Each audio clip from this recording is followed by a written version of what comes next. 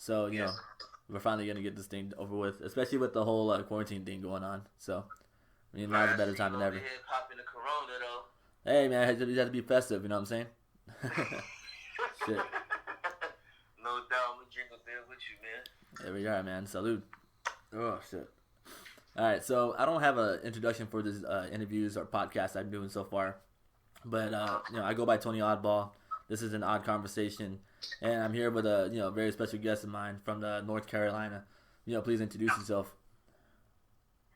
Gotcha. Alright. What's going on? It's your boy Smoke. It's the bat representing from North Carolina, Greensboro to be exact. FANG likely in the building. What's going on? I know, man, straight up. So we're like, I'm gonna go like direct, basic questions at first, but eventually we're gonna get a little more in depth. But I want to know where the whole bat came from. What inspired you to get the bat nickname for your whole career?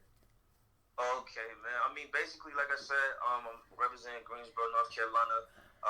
The minor league team was called Greensboro Bats, and I'm just trying to like correlate everything that I do, make sure I put on for the city, and also I'm a Batman fanatic, so it just makes sense for me to just to put on, and also Dracula, it goes on with the same thing. So bats, vampires, Greensboro Bats. Derek Jeter, he used to play for the Greensboro Bats before he got to the Yankees, and that's how he got on. So that's how I put on that mascot for myself. That's fun. I'm not gonna lie, man. I didn't even know that part at all. I even read Derek Jeter's book back in like elementary school. He had a book. Yeah, he had a book, and I can't exactly the name of it, but if I did read it, I definitely didn't remember. But that's really interesting to know. What's it called? So when it comes to Batman, I'm just gonna go like slight off topic before we get back. But like, you have like your favorite villain for Batman? My favorite villain, of course, man, is the Joker. The Joker. Of course, the classic Joker, man.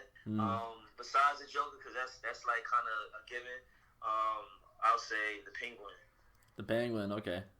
Yeah, the Penguin. I fuck with the Penguin, which is crazy. He's just cool to me.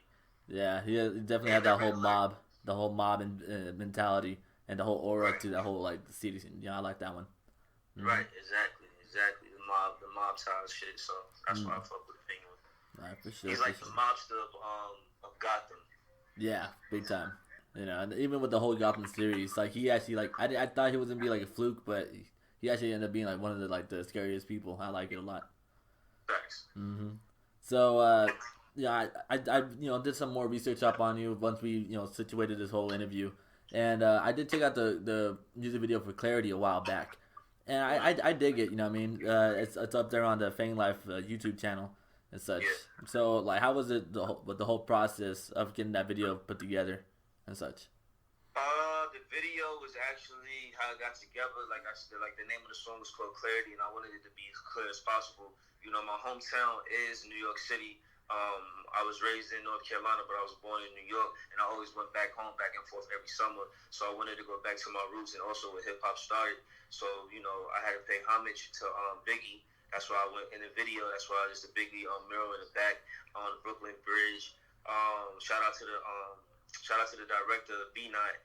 Me and him sat down. We talked about it. We wanted it to be clean. We wanted it to be cinematic. It took us. We shot that video in like 4 hours, 4 or 5 hours. So everything that you see, that's literally in a day. You know what I'm saying? In a couple hours in that video, we just got it done, man. Damn. Hey, I give you credit for that, man. Even like the whole shots and everything were really nice with the whole lighting and stuff too. You had to deal with what you got. Right, exactly. We got to do what we got. You know what I'm saying? Don't complain. Just use what you got. You know what I'm saying? Absolutely. So that's what we wrote. Hence this whole FaceTime interview. You know what I mean? Hey, we got to get it done somehow. You know what I'm saying? Facts. You got to use what you got, man. So you get what you want. Definitely. So me, I'm not gonna lie to you, man. Like I've been a big fan of the whole Fang Life thing for a minute. I'm very close to getting it tatted on me. You know what I mean? I just want to, I definitely want to be in contact with everybody. So I want like blessings from y'all. You know what I mean? Let's get it, man. Let's get it. That's really nice right there. Let's get it. Damn, like life, man. For sure. So how did that whole thing come about with you guys, and like even when it comes to like picking a name and such? Fang Life, man, how it came about. Actually, it's been about since we all grew up together, man. You know what I'm saying? We all went to middle school, we all went to high school together. Everyone in the group, we all grew up together, and everybody was already rapping individually. Everybody loved the sport. Everybody loved the culture of hip hop music, and we always used to just hang with each other, but we all rap. Then I'm older than most of everyone in there in the group. So when I went to college and Preem Premier, that's actually my blood little brother. So when I was in college, he was hanging around with JK all day, every day. After I introduced them to each other because I was going to college. So they're the ones that created the name, and then they told me about it later on. And they was like, "Yo, this is what we doing. I feel like everybody got to come together. We be like the new Wu-Tang. It's like 8 to 9 of us. You know what I'm saying? So it's like everybody individually is an artist, but when we come together, it's like the Power Rangers. We use this morph. You know what I'm saying? Like the Transformer. You know what I'm saying? So it's just like that. That's how that came about. So we all been on each other for a very long time. We actually family more than friends. You know what I'm saying? Yeah. So that's how the FANG life came together. The name is an acronym for whatever you want to put it as. Fuck a nigga, fuck any nigga girl. You know what I'm saying? FANG life. You know what I'm saying? Whatever you want it to be. You know, fucking name gang. That's the name of the group actually, because we don't need no name, but it's an acronym. You know what I'm saying? Yeah. Okay. Yeah. That's really kind of self-explanatory right there. You know, I really dug it and stuff. Is it still 8 to 9 members or no? Yeah, it's 8 to 9 members. It's still 8 to 9 members. Okay, who's that consist of? Everybody in the group: J.K. the Reaper, Premier Jones, Brendan Powers, Clint Norway, Tucci the Zombie, 007 Kane, myself, Smooth. If I'm missing anybody, forgive me. It's crazy. It's a lot of us. Yeah, I know. You know what I'm saying? But that's mainly everyone right there, man. So shout out to everybody, man. Yeah, I remember I interviewed JK like years ago in LA, and he like named all you guys off the top, and it looked like he was still trying to count at the same time. He's like, Clint, Smooth, like Zumali, fucking Tucci, like he was like naming all these people out, and I was like, damn, like I good thing I have it recorded because I really had to go back and check all these dudes out. Yeah, and I'm happy I did, honestly. That's what's up, man. Where you met Jabby at? I met him at a LA show when he was opening for. Well, he wasn't.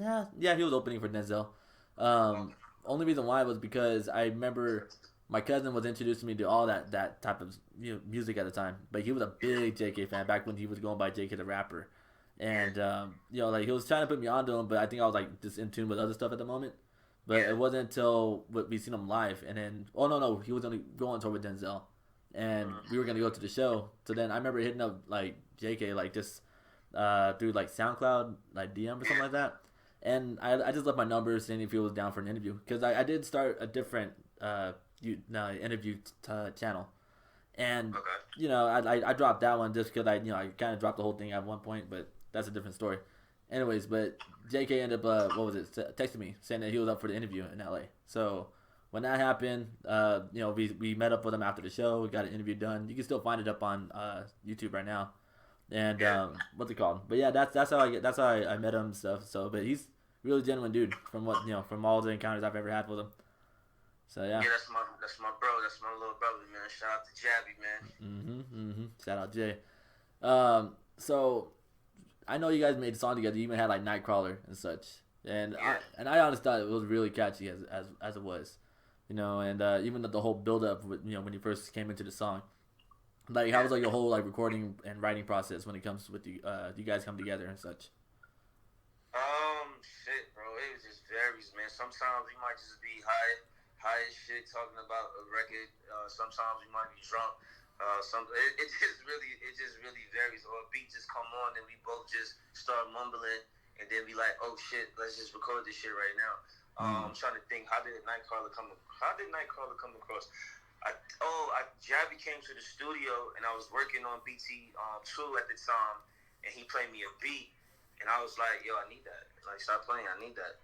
And then he was like, all right, bet, I'm gonna get on it. I'm gonna send it to the producer. We gonna just send it to him. We ain't even gonna tell him that we did it. I'm like, all right, bet. So that's how that shit came across. And yeah, man, it just really varies, man. That's BT 2. BT3 is out right now as well too, but yeah, that's how that shit come across. Me and Jabby or anyone that I collaborate with, it just really depends, man, on the mood. Okay, so I'm pretty sure that's the same exact formula with the whole "Bout It" song with you and Tucci, then, huh? Actually, "Bout It" came across. It's my record. I was watching New Jack City at the time, which was one of my favorite movies of all times, and I just was like in that Nino Brown mode, and I just wanted to bring that type of feeling to a record. Well, me personally, I just wanted to like act out a movie on a song, so when you hear it, you can see it. You know what I'm saying? Yeah. So when I came with it, Tucci, I played it for him. I heard his voice as soon as I got done with it. He was like, "Yo, bro, this shit is perfect. I gotta get on this shit." Then he did it that night. We mixed it that night when we put it out. So that's how Body came about. So like when you hear me on there acting the scene now, cause I'm acting this shit out. Like it's like a visual when you hear it. You know what I'm saying? Yeah. All right. And then yeah, I'm probably gonna bring up a few more songs that you've even like created and such. Before we get into like a little like fashion talk. But no, you know, you have a really you kind of like remixed the No Guidance song, and you know, I'm not gonna lie, man, you made me think that was an actual version of it. Cause I really listened to like the radio type of hits, so I was like, oh damn, I was like, dude, Smooth on this song the whole time. But then you know, then I looked into it and such, and yeah, I'm not gonna lie, man, you killed it. I'm not gonna front. I usually try not to even like compliment as much as I've been doing, but you know, it's a little special occasion, and then obviously you have a little more alcohol inside my system.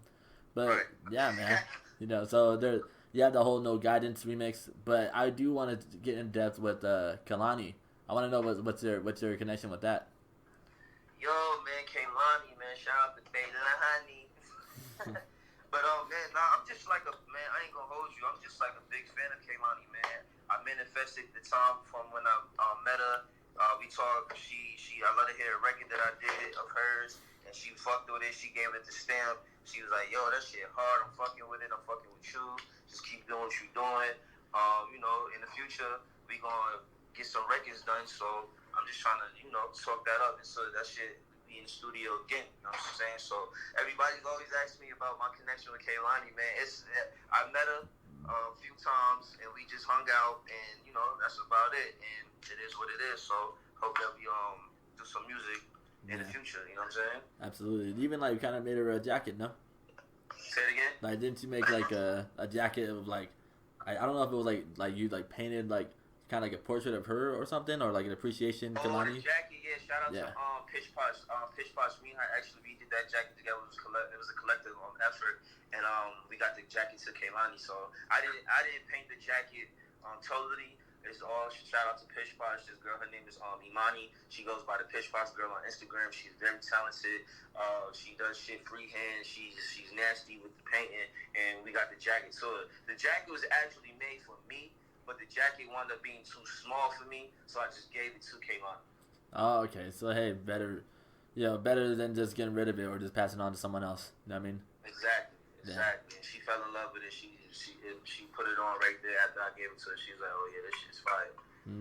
So, you know, you being I did read the Elevator magazine of the What Is FANG Life, and you kind of proclaimed yourself as the fashionable one as a group. Like that's kind of like your stamp of FANG. Yeah. So, you know, what kind of because I'm definitely not the most fashionable. I wish I was sometimes, but I'm too lazy.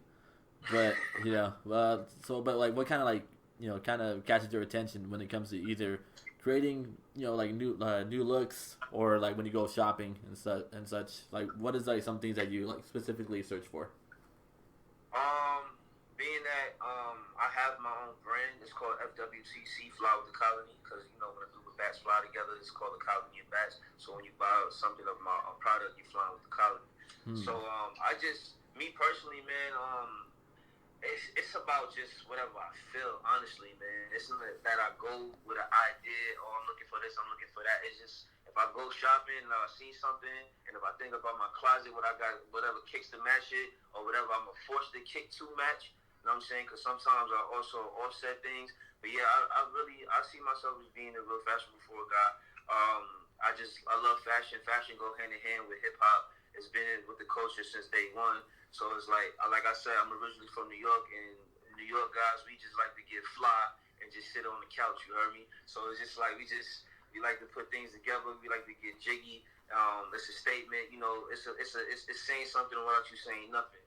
You know what I'm saying? So it just feels good when you look good, you feel good, and when you feel good, you smell great. You know what I'm saying? So that's how I view on the fashion things, and I'll be trying to get my guys to get jiggy with me, but you know everybody ain't all the way into it just like that, but it's cool though, you know what I'm saying? That's just what I like. It's just something that something I just like to put my staple on. You know what I'm saying? Yeah, absolutely. Like that's another thing too. I realized that you guys are very like diverse, and there's like a strong, like a strong asset from each and one of you that really like makes a difference. But it still fits. It's kind of weird to explain, but you guys still fit all together.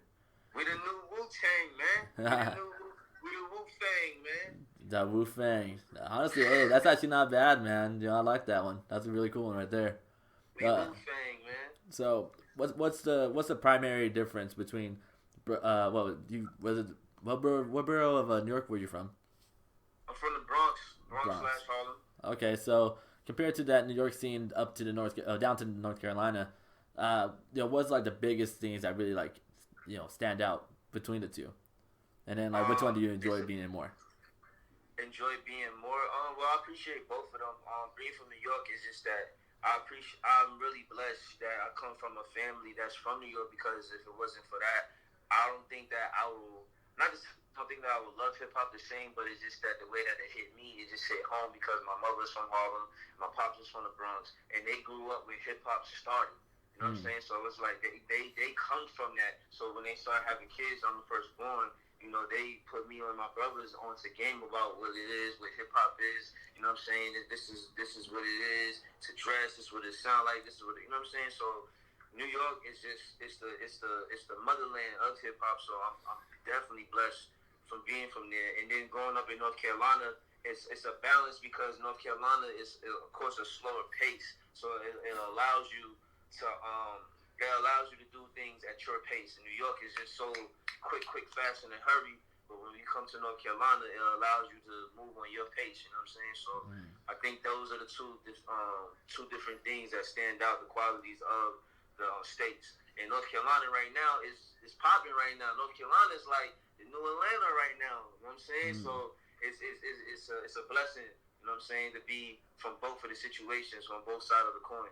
Yeah, like I just interviewed Otto from Brain Dead. He's like, it's from a Florida collective, and he just met. I asked him what was like one of his memorable performances that he had, and whether it was from like L.A. or Florida or wherever he's been, and he said Charlotte was really big.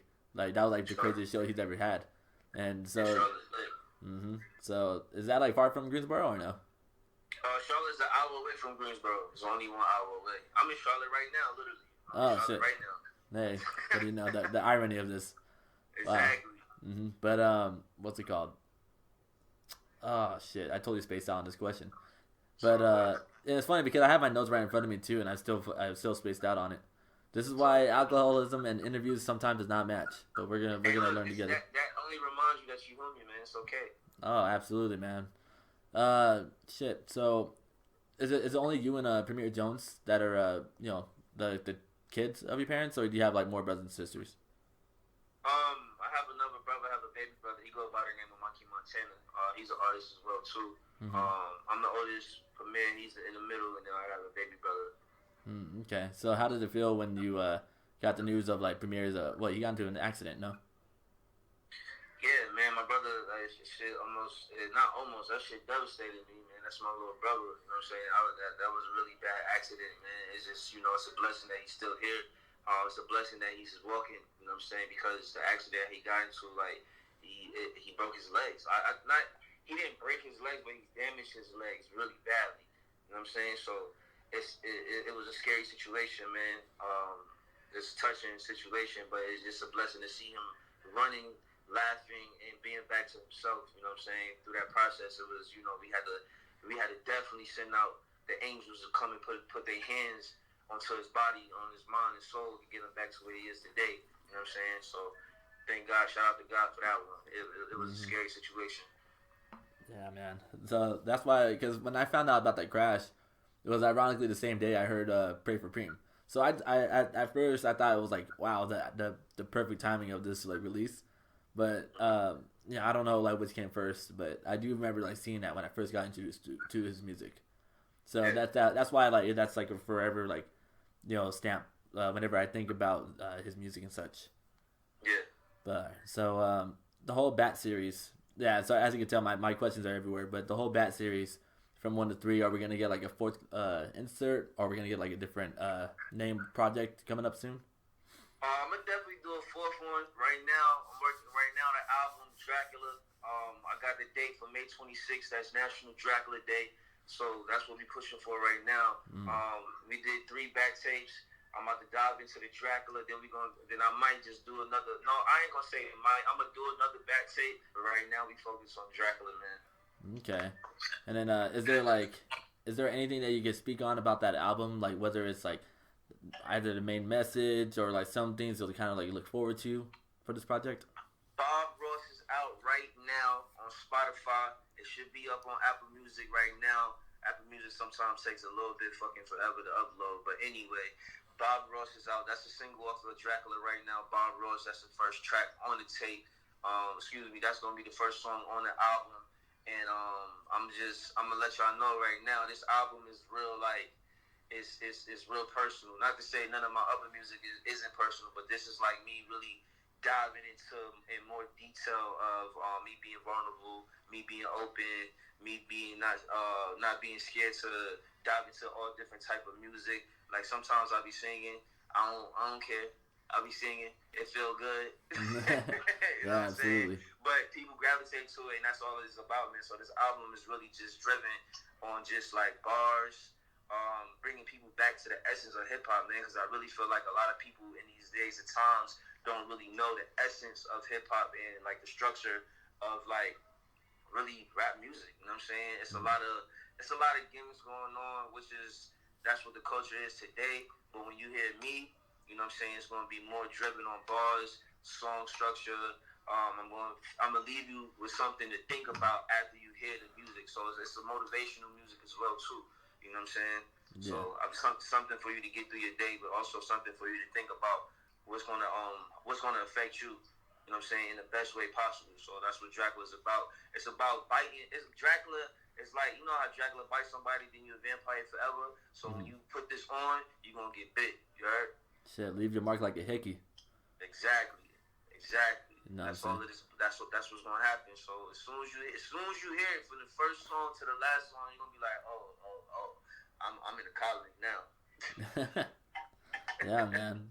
Well, that's honestly like really great thing, because personally to me that's what I kind of look for when I look into my music.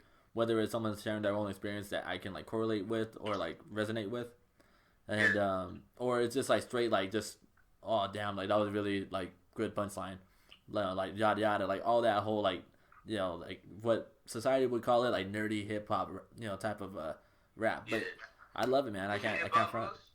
Yeah, I just checked it out earlier today. I didn't know that it was released, so that's why I checked it out a little bit before this interview. So I have no questions on it exactly, but you know, I did check it out. Because I'm a big fan about it, and I did have the No Guidance thing also today. I'd start listening to that, and I had that on repeat for like a good like 15 minutes because it was right before this interview. So that was like another reason why I was like, oh damn, like yeah, I should have been on this a lot sooner. But yeah. Shout out to you too, man, because that No Guidance is about to hit 100,000 streams, man. So shout out to everybody that's been rocking on that No Guidance. Honestly, I wasn't even gonna put it out. Yeah. I wasn't even gonna put No Guidance out, but my man's, when I recorded it, he was like, yo, you need to drop that shit, bro. That shit sounds like it's an official fucking remix. Like, you need to put it out. I'm like, really? And he's like, yeah, drop that shit. I'm like, all right, bet. And then literally the next day, that shit was getting like 10K streams. I was like, what the fuck? Yeah, I'm not gonna front, man. Like, but like, I don't know anyone that can really hate on it. It's a really good song, and the way that you combined your style and with the original song as it is, it really stood out. And then the person you had featured on it, what was her name? His name is Ray shit. Leon. Oh man, man. I'm all calling him at her. Oh my gosh. It's all good. Hey, it's 2020, man. Yeah, like hey, you have to forgive me. Shout out to Ray Leon. That's my bro Ray Leon on this track. Me and him got a couple songs together. We also did a track called Primer. He's on Primer as well too. Yeah, I remember that. That was a cool track right there. So all right, so we already talked about the future releases coming up soon. Where do you see yourself in everything going on in 5 years, 2025? Shit, man, 5 years. I see myself in a year 2 on tour, man. Mm-hmm. On tour, so 5 years. So I just see myself being on tour in the next 5 years, man. From now to on to that 5 year, being on tour, doing major shit, man. You know, wherever that the Lord gonna take me, that's where I'm gonna go. You know what I'm saying? So I see myself working, doing videos in the studio. Ain't nothing changed, man. The same shit. It's just bigger opportunities. I definitely see bigger opportunities, man, with different type of like labels and stuff like that. So that's what I see coming to me within the next year or two. So however that plays out within that 5 years, we gonna get busy. You know what I'm saying? Because I want to make sure that everybody know who we are and who I am as well too. Because coming from Greensboro, North Carolina, it's not nobody that really. Ain't nobody that really made it out of Greensboro, North Carolina as big. Like, you know how like the baby made it out of Charlotte? He's the first one to really make his shit pop out of Charlotte as a hip-hop artist. It's the same shit from Greensboro, North Carolina. Ain't nobody made it out of Greensboro like that. You know what I'm saying? So that's what I see myself doing, putting on for the city, and also building up the community, giving back to the kids, and also, shaping their minds for them to know that you can do whatever you want to do. Don't do what somebody else is doing because that might not be meant for you. So that's what I see myself doing. Also, just being a leader, showing these kids that you can pick a different route instead of doing what you see on social media. Do something different. Yeah, absolutely.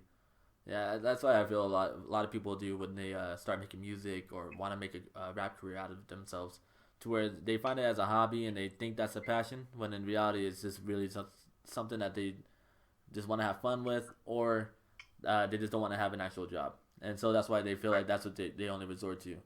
And yeah, I also feel that you should really just believe in yourself and actually know that you have skill, not think that you have skill, that you have to know it.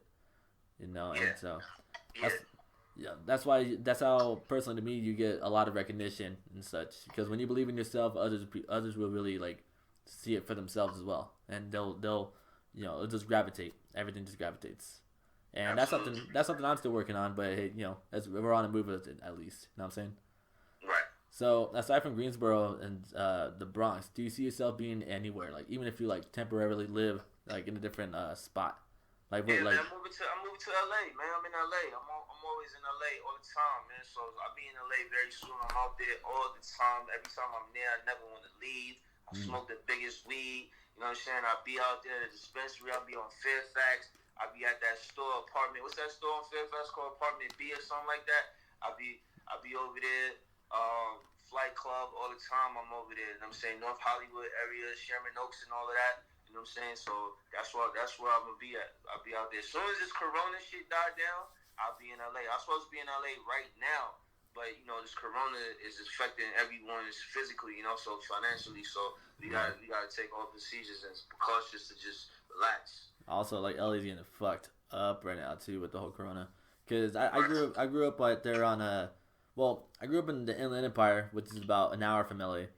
And but I did, like, after high school, I did move to Whittier, which is like the LA County like border between LA and Orange County. And yeah, like that whole area right now is like on like full lockdown, a lot of full quarantine. Of course, you have people still like roaming around doing whatever, but it's like there's like so many cases popping up around there. And so I'm out here in Marietta, which is like halfway to San Diego now. And what's it called? And it's pretty spacious here. You don't really see that many people anyway. But I have no problem, taking care of myself in the quarantine. Like, how's it over there? Marietta, California? Yeah. Oh, there's a Marietta, California? Mm-hmm. I didn't know that. Shout out to Marietta, California. I thought Marietta was only like in Atlanta, like Georgia. Oh, no way. See, I had no idea about that. It's called Marietta in Georgia. Jeez. Is it true? I think someone told me that like Atlantic City was like the Vegas, but like at the East Coast. Atlantic City is the Vegas of the East Coast? Yeah, or something like that, or downtown Atlanta. I don't know. My names are mixed up right now. That's downtown Atlanta. Yeah. Okay, yeah. So like, would you say that would be like the Vegas of like the Eastern region? The Vegas of the Eastern region, Atlanta. New York will be the Vegas. I would say like Times Square. Okay. Dang. Like Times Square. You know what I'm saying? But I mean, Atlantic Station is cool too, though. They got a lot of cool shit down there too. Mm-hmm. But if you want to say like Vegas, like big lights and all that type of shit, definitely. If you want to say on the East Coast, I'll say New York. I don't know if that's biased because you do got other cities too, like Texas and all that too. So, but I'll say New York though. I'll say New York to answer your question. Okay, for sure. Well, damn. So, yeah, pretty much like two more questions maybe, and then we're out of here. Is there any? Are there any other? Are there any artists that you really see yourself like working with, or someone that you want to work with, whether they're like a singer, a band, a rapper, anybody? Man, I'm open. I'm open up to work with anybody, man. Honestly, but someone that to answer your question, I want to work with Pharrell. I want to work with. I want to do a record with Pharrell and I'll be sure. You know who that is? I've heard his name. I can't name a single song though, but yeah. I'll be sure he's an older singer, but he still got that wave. You know what I'm saying? So I want to do a record. Like I want a record produced by Pharrell and I'll be sure. You know what I'm saying? Me and I'll be sure write the song together and Pharrell produced the record. Jay-Z, of course, Meek Mill. Mm-hmm. Fabulous. Everyone tells me I sound like Fab. I've been getting that since I started rapping forever. Wow. Okay, I never thought of it that way. Yeah, everyone tells me that. Everyone tells me since I picked up the mic in 2006. Everyone's told me that I sound like Fabulous. Would you say you have like any influence or inspiration through Fabulous? Oh, definitely, definitely. I fuck with Fab all the way, man. I listen to Fab since he started. You know what I'm saying? So. Definitely, I was inspired by Fabulous. I've been inspired by a lot of different people that I took what they had and made it my own. You know what I'm saying? Even like the So-So-Death era, the Rockefeller era, the Murder Inc. era, the Rough Rider era. Around that time, that's the type of music that influenced me heavily. Yeah. Mace, Bad Boy era, you know what I'm saying? Stuff like that. So those guys influenced me. Mace, Fabulous, Diddy, Biggie. Big Daddy Kane, Outkast, who else? It's a lot, man. Fat Joe. Everybody, like, people, when I say Fat Joe, people be like, Fat Joe? I'm like, y'all don't understand Fat Joe. He has more than one back. Y'all don't understand that Fat Joe. He may not be as a big superstar artist right now, but back in the day, Fat Joe was that dude. Yeah. Like, that Terror Squad era was serious. Like, serious. I still think he's still like that, honestly. Because he's still, he had lean back, what was that, 2003 or so? Like 2000. Around that time, yeah. Around that time frame. And then he still came out with another hit with, like, French Montana. With the All the Way Up joint. Yeah, like, he still has the ability to make hits. But he still has the ability to keep the skill level in there. As well when it comes to, like, lyricism and stuff. So, yeah, not many people really give Fat Joe the credibility with that. And so, to know that's actually pretty dope. Man. Yeah, Fat Joe for sure influenced me.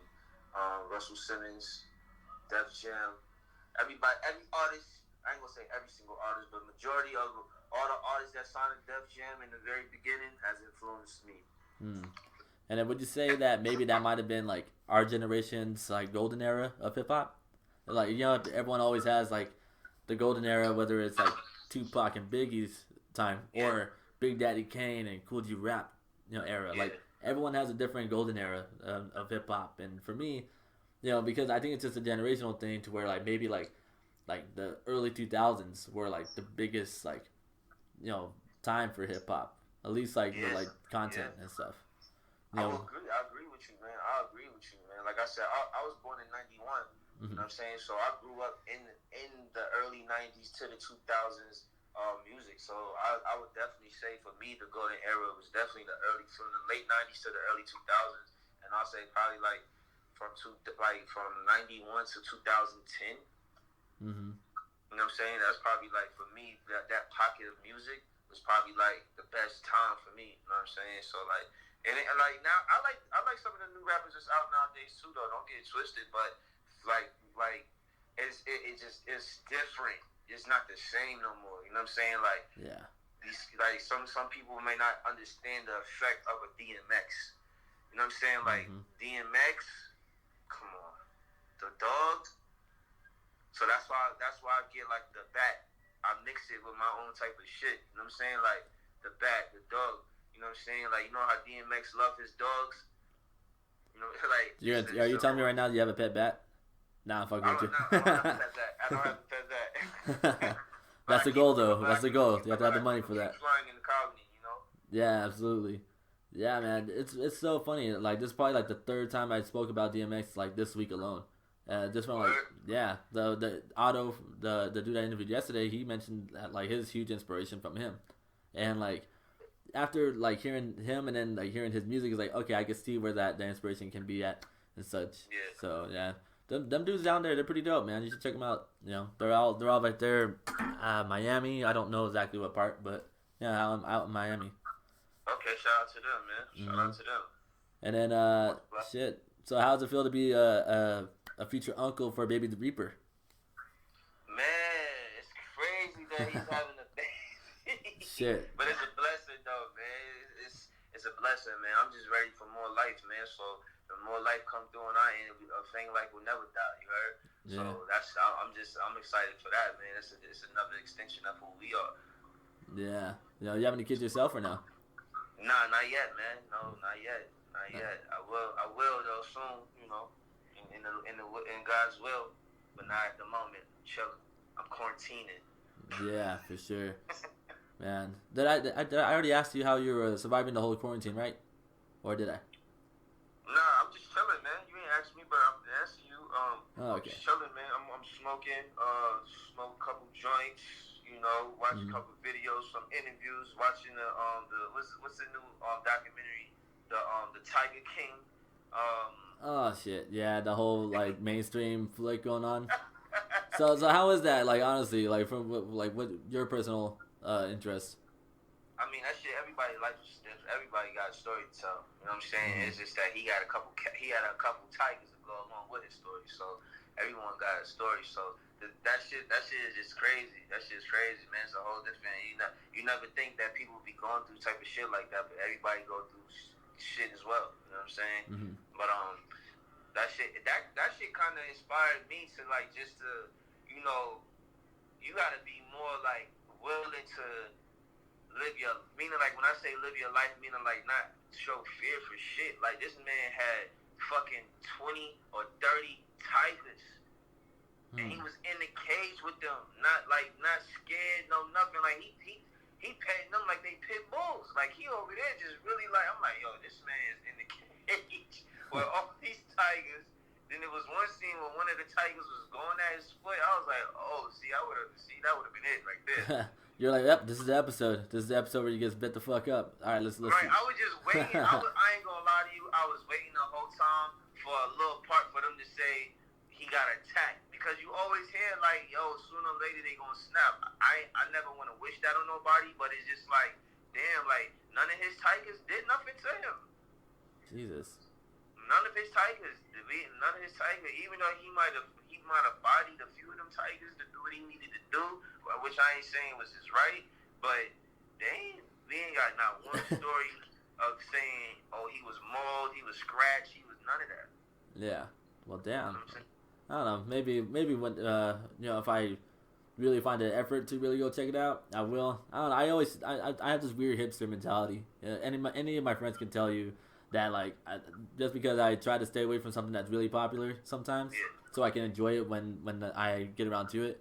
They think I didn't know that shit was popular though. I watch shit like that all the time. I thought it was just something that I watched. So when I saw that everybody was watching it, I was like, oh damn, people are interested in shit like that too.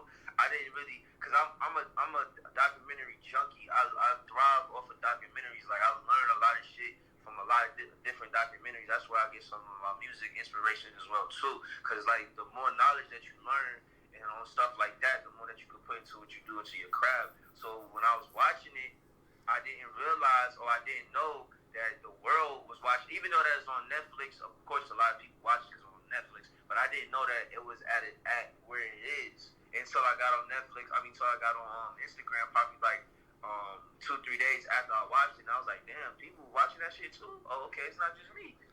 Yeah, like I also believe some people just watch certain things so they could think, okay, can we make a lot of memes out of this? You know, because like now everywhere you see them all over the internet now, at least on my feeds. See, I don't even be thinking like that. I don't make memes, so I don't even think like that. But now that you said that, that shit do make sense. Yeah, like well, that's the way I think people like think. You know, that's why whether it's like newer songs, like people are specifically making songs for TikTok now. Like they're like, oh, like we can make this song, it's gonna pop on TikTok, and then we're gonna get the streams afterwards. I got to think about TikTok, yo. Last year, 2019, I was on TikTok. I remember sending, like when you get a new app and it tell you if you message people on your phone, sending the people to get it to follow you. I was doing that and nobody was on TikTok. Nobody will get on TikTok. Nobody will download TikTok. I got videos literally with the dates on there. People ask me, yo, what fucking app is that? Now TikTok is the biggest fucking app in the world. Yeah, no, it's very true, and it's funny because people will really just shun you unless they get the right celebrities to show it off, and then they're like, okay, yeah, let's go check it out now, and then they want to tell you like, oh, dude, have you ever heard of TikTok? Like, bitch, fucking told you about this, Right, I told you about this. Yeah, exactly. If I know about TikTok. Exactly. I can't tell you how many like artists and I put people onto, and then they want to like self-proclaim themselves, even like personalities in general. Like, there's people I put JK onto, and then even Denzel, and then like everybody that was on the come up like years ago. And then now because like they're really making numbers and they're really like out there like that, people like want to. Yeah, but then they want to tell me, hey, have you ever heard of Denzel Curry? Have you heard of JK the Reaper? It's like, bitch, you gotta really pay attention when I say things. And they be like, oh, that's the guy that you was saying. Oh yeah, that's the guy, exactly. Watch in 2 years. After this interview, they're gonna be like, "Hey, have you heard of Smooth?" I'm like, bitch. That's gonna be. I should be making shirts like that. That'd be pretty dope. Word. Yeah. So, last question before we get out of here, man. Do you have any like words of wisdom, either for like up and coming artists or like just the youth in general? Don't give up. Don't give up. Keep your head down till it's time for you to come up, man. Everybody got a season. Everybody got a turn. You just gotta wait your turn. Don't get discouraged. You know what I'm saying? Because it was times where I was discouraged and I just was like, what the fuck? But I'm never going to give up because this is my passion. This is something that I would die for. You know what I'm saying? So if you're not willing to die for this, whatever it is that you're trying to do, don't do it. Don't do it. Don't get into it. If you're not willing to give up literally everything for it, don't do it. You know what I'm saying? And if you are willing to give up everything for it, don't give up. You know what I'm saying? You're gonna have to hit those bumps. You're gonna have to hit those bumps in the road to feel what's coming for you. Because at the end of the day, if you don't go through detours, everything is not gonna be sweet for you. You know what I'm saying? So just keep on at it. Get better at it. Because it's true that they say when when preparation meets opportunity, that's when you will prevail. You have to keep going. You know what I'm saying? You got to be prepared for the opportunity because the opportunity can show itself, but if you're not prepared, it's going to slip right by you. You know what I'm saying? So keep on doing what you love, man. Don't let nobody tell you nothing different. You know what I'm saying? You know what's in your heart. They don't know.